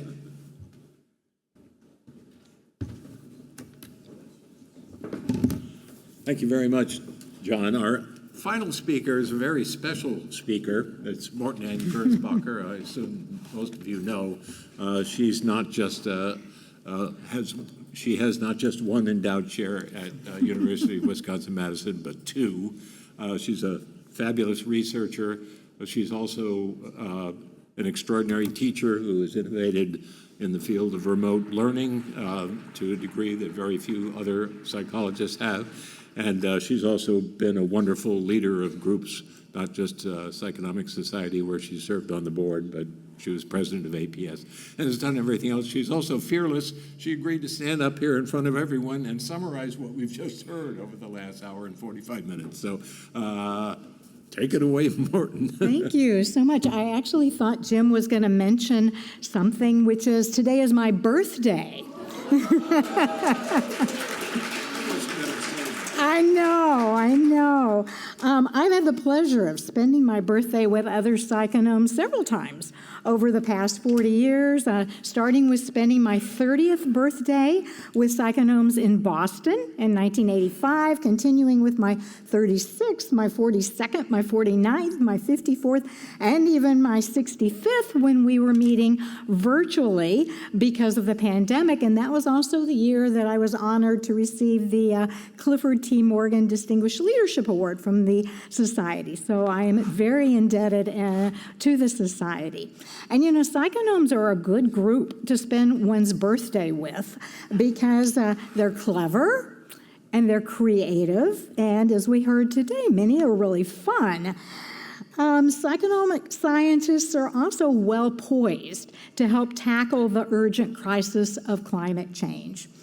Because climate change requires our attention because it's affecting every country and every continent. And as we've heard today, and as you probably know, its consequences can be devastating. Those of you psychonomes who are from North Carolina, New York City, here, LA, Houston, you know the devastation that's caused by extreme weather events. And these are events that we used to call once a century, but they're no longer so rare. Those of you psychonomes who are living in coastal areas know that our sea levels are rising, and our international psychonomes know that climate change is adversely affecting every ecosystem, including the Arctic, coral reefs, and our forests. Climate change is threatening food and water supplies, and the most vulnerable people are going to be affected the most. So today, as we learn, psychonomic scientists can and should lend their expertise to combating climate change. And we can play a crucial role in addressing climate change because we seek to understand the cognitive processes that influence people's perceptions, their beliefs, and their behaviors that are related to many issues, and in this case, environmental issues. As John Sturman just told us today, we know how to identify cognitive biases that affect people's understanding of climate change risks, such as optimism bias or discounting the future bias. We know how to elicit comprehension and develop communication strategies, as John really beautifully illustrated with his lecture versus simulation comparison. We know how to promote behavior change. We can design interventions that encourage sustainable behaviors such as energy conservation and responsible consumption, because we're pretty darn good at designing studies. We also know how to evaluate the results of our studies, as demonstrated by a March 2023 meta-analysis of 430 studies of strategies to promote environmental behavior change, such as recycling or biking or walking instead of driving. And this meta-analysis reported that simply providing people information is unsuccessful in changing their behavior. And of course, those of us who study memory and learning are far from surprised from that result. Memory and cognition are more complex than passive intake of information. Rather, as Bob Cialdini showed us today, one of the best ways to change people's behavior in addition to providing financial incentives like rebates or penalties like fines, is through descriptive social norms. So knowing that your friends and neighbors are changing their behavior, in this case conserving energy, is a powerful motivation to change your own behavior. And we as psychonomic scientists know how to do this. And one silver lining, one advantage that Ben Newell shared with us today is that the public trusts scientists more than it trusts climate scientists. And Ben also showed us with vivid examples of how we can not only infuse our scholarship and our research to work on climate change, but we can also imbue our mentoring and our teaching in the service of climate justice. As Ben illustrated, the UN Sustainable Development Goals, they're really just psychological science issues. Of course, there's concern that promoting personal solutions to address climate change might let corporations and governments off the hook and may even play right into their hand. When the oil and gas company BP created a personal carbon foot calculator, many people feared that it was simply a way to shift the responsibility from big companies like BP to everyday consumers. But as Sarah Constantino taught us today, it's short-sighted to think about solutions as being either systems-level change or individual responsibility and action. As Sarah demonstrated, addressing climate change will require widespread coordination and collective action to achieve necessary structural and behavioral change. Elke Weber also highlighted a false dichotomy, and in this case, the false dichotomy between basic versus applied research. Basic research can be applied to real-world issues, as she has so beautifully demonstrated in her line of research, including studying people's knowledge, their attitudes, their behavior, and their policy preferences on climate change. And as Elke advocated, we can initiate and maintain two-way dialogues between basic and applied research. For example, Elke's finding that personal experience with climate change or COVID attenuates polarization, that could be taken right back into the basic science lab to explore the mechanism that underlies that attenuation. I'm going to close here by paraphrasing a quote in one of Elke's publications. It's a publication promoted by one of our other panelists today. And it is that we as psychological scientists cannot solve the climate change problem ourselves. But the climate change problem is unlikely to be solved without our scientific and personal contribution. So thank you for your attention today. I would like to elicit a round of applause for our panelists, and I believe we have a few minutes for questions. So let's applaud our panelists. Are we good on questions? Okay. Excellent. Just about. Thank you very much, Morton, and Sure. thank you all, to all the speakers. We're going to do two things before we close. One is ask you to queue up for Q&A by walking up to the microphone that you see between the two aisles here at front. Please have your questions clearly thought out. Please don't speechify. Just ask a simple question, and if appropriate, direct it toward one of the speakers. We also have some awards that we want to present, and I'm going to ask Steve Lewandowski to come up. Everybody just sort of sit tight. This will be brief but important.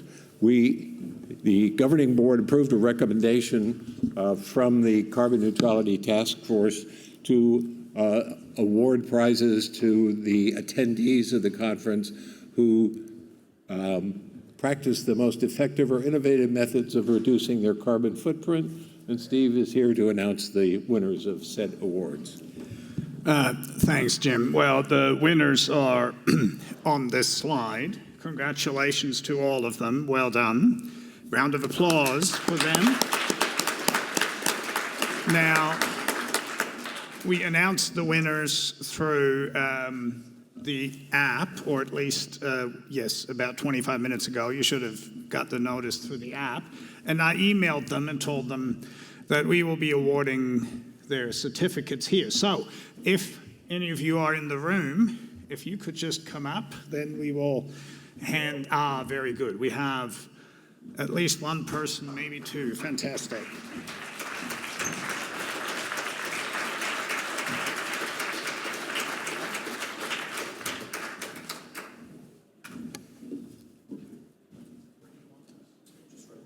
Just right there is fine.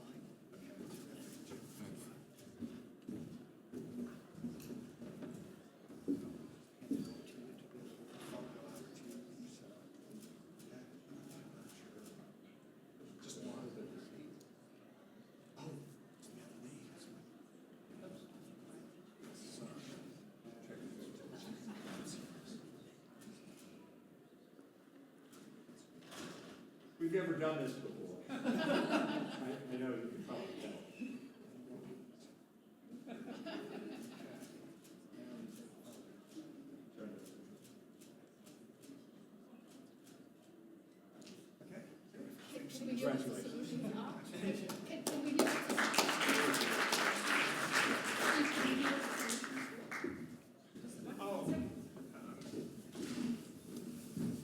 Yeah, I've been asked to talk about what the solutions were. Multifaceted.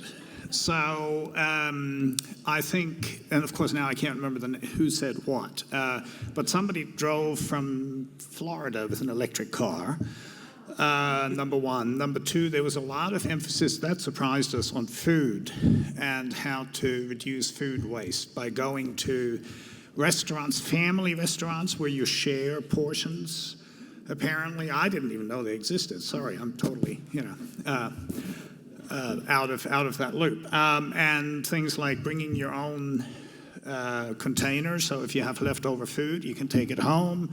Eating vegetarian, water bottles. One other person came for the day, so they didn't have to be in a hotel overnight.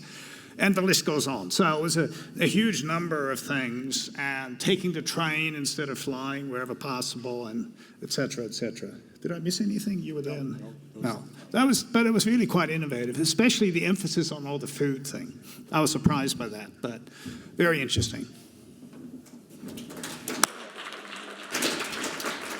We were going to issue an award to the person who tried to bicycle here from Sydney, Australia. Did not make it, but it was a valiant effort. But the bar will rise in future years. We do plan to do this. Okay. So I'm not seeing anyone lined up at the microphones. We have the best possible people in front of us in the front row to answer your questions. So please, someone is coming up now. Thank you all for such a lovely talk. I learned a lot about what we can do as cognitive scientists. Now I have a fun idea that I want to see if there's like an interest in this. So Dr. Lilia Risman and I did a survey of cognitive scientists and their travel too, and we had a bunch of plots and beautiful things that could be better. And I'm wondering if we could adapt like the slider thing in a way that would be fun for people to understand, like, well, what should I do in order to come to the Psychonomic Society meeting? What would be the best way for me to manipulate, should I drive? Should I take the plane? Should I look at other options? How many carbon things will I save if I carpool versus if I don't? And I was wondering if you thought that this would be a fun balance of like the societal versus the individual. Anyone want to grab this? We unfortunately don't have a roaming microphone, but we can you share could the go mic. to the microphone in the corridor. Thanks, that's a great question. So the software that we use there, the basic version of it is freely available. If you want to email me, I can point you to it. I guess, though, I'd like to say that individual action is great, and you need to walk your talk, but it's absolutely not enough, as Sarah and others pointed out. So let's use cognitive science and what we know about how to change individual behavior to get people out there for collective action. Quick empirical question. I get to ask the audience a question. How many of you have ever marched in a climate protest? Great. How many of you have ever lobbied an elected representative on climate change? Great. you all need to get out there and do way more of that. And you can use these tools, the ones I showed and the other ones that you've heard about today, to make those encounters way more effective. Thanks.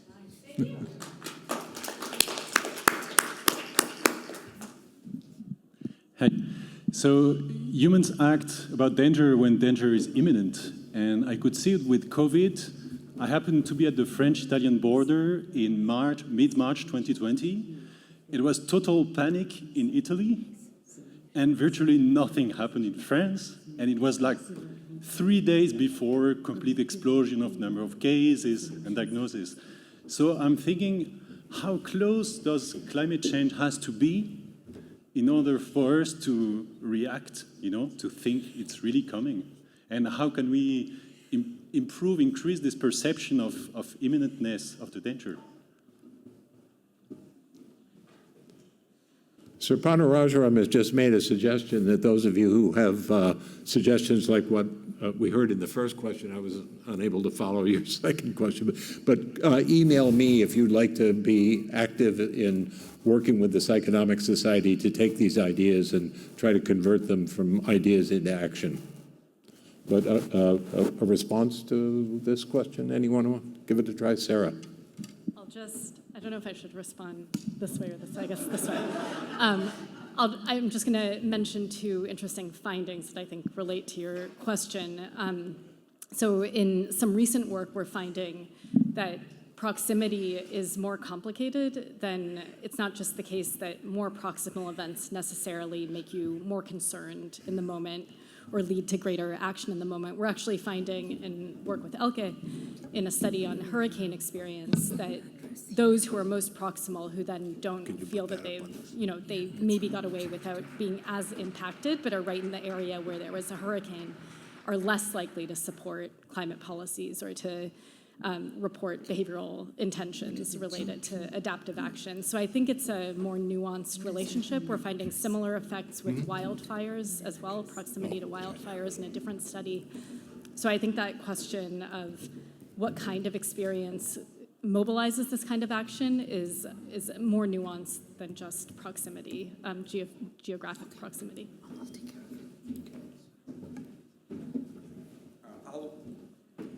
I'll weigh in here as well, and I think proximity is confounded with salience, and it's really about salience, about cognitive accessibility of the issues, the threat, the harms, and so on. That's a communication issue, and what you will find in different cultures is that the media has had different kinds of their initiatives associated with the crisis, the pandemic, and so on. So I'm a persuasion researcher. I'm increasingly convinced that the thing that generates behavior in the moment is the thing that's most accessible in consciousness in that moment. So if we marshal not just the collective and the individual, but the media to be aware of and active in sending this message, I think that's a solution. Right. Other questions? I didn't hear anything about population growth or economists setting a goal of 3% economic growth per year, which seems like, in both cases, unlimited growth. Are these spots where we could have better interventions?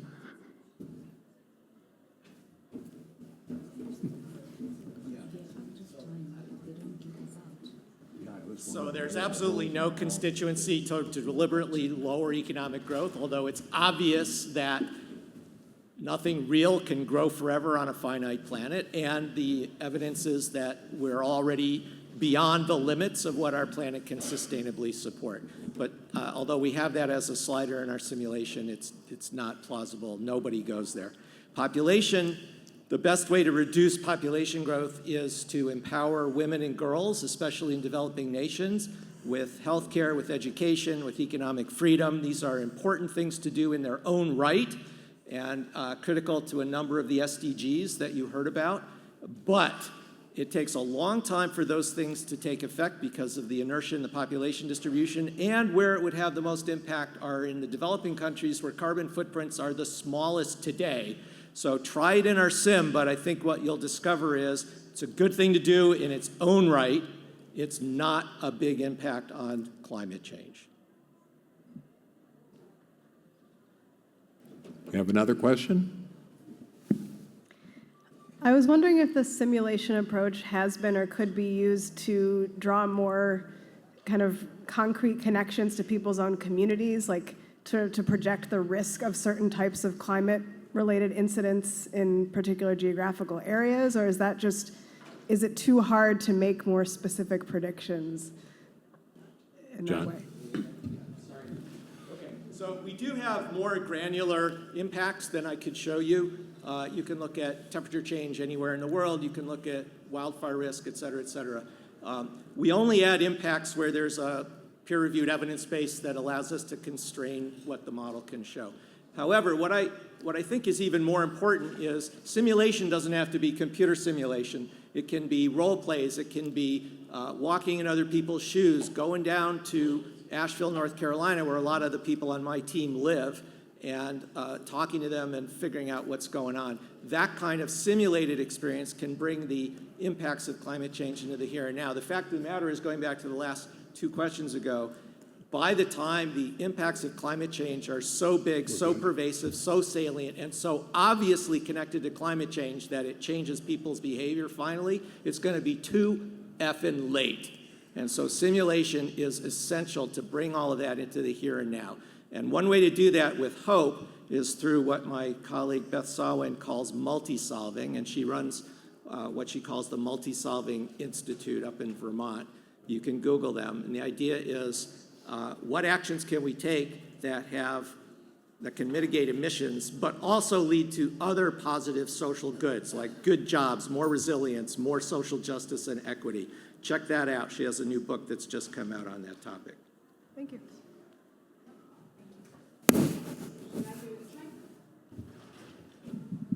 Thank you, everyone. That was really interesting. I think it was really topical that we had another symposium earlier on future thinking. So I think this question is a little maybe more directed at Sarah's research. From what I remember of the mega study, one of the only interventions you had that didn't backfire was the future thinking or the individual future thinking related paradigms. So coming from like a memory and collective future thinking perspective, how are you all thinking about how collective future thinking is connected to the climate crisis and how we need to be considering that more as cognitive psychologists? Thank you. Say a little bit about the mega study, but then I'll see if other people have thoughts. So for the Many Labs study, I think is what you're referring to, the letter to future generations. So appealing to writing a letter to future generations saying what you've done to help solve the climate crisis is one of the most effective interventions for policy support. And you're right, it's one of the only ones that didn't backfire for the behavioral measure in that study. We use that as a sort of active control in the most recent study. It's no longer the most effective one. One of the reasons we think is because it's a costly action relative to the other interventions, which are just reading. This one requires you to sit and write this paragraph to future generations. In some other work I've done, I'm looking at what motivates people to think more about future generations in these kinds of repeated public goods games. And what we find is that if the future generations in these games have an opportunity to also speak to the present generation, we find that people are more willing to donate to this public good that's going to future generations. So I think creating those linkages at least is one way to extend this kind of time horizon that people have. But I'll open it to others. Let me just build on that and say that future thinking absolutely is important, it's critical. And especially collective future thinking. That gets back to the point I made earlier, that the media and our institutions and the private and civil society have to basically draw on the same string. Narratives can mean that we actually attribute the extreme weather events around us to climate change. Not everybody does that. And I think the media don't do that enough.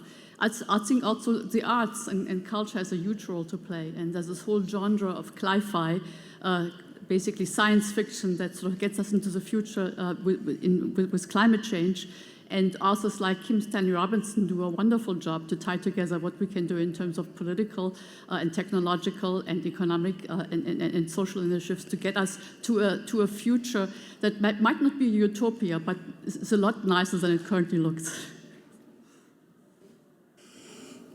I can tell from the number of people still in this room how intensely engaged we all are in this topic. I wish we could keep going on forever, but I know that some of our speakers and others have commitments elsewhere. That's why I would encourage you to contact me. The address was up on the screen until I began talking. It was Pomerantz@rice.edu, but you can find it through the phone app. And I encourage you, particularly if you're interested in engaging with this Economic Society as we go forward, in contacting me so that I can get the appropriate people in the way. Let's take a moment to just thank all of our speakers for their wonderful presentations. Let me say, I've heard a rumor about a paper that's in press. It's very much in the tradition of Bob Cialdini, and it indicates that 92.4% of all people who hear talks by our speakers redouble their commitment to fighting climate change. So let's see if we can top that number out. Thank you very, very much.